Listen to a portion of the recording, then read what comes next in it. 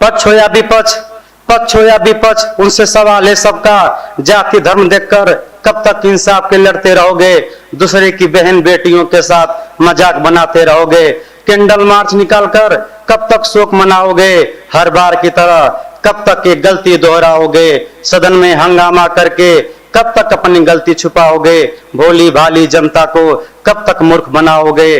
अगर नियत तुम्हारे सच्चे हैं तो ये काम क्यों ना कर देते? बहन बेटियों के खातिर ऐसा कानून क्यों नहीं बना देते?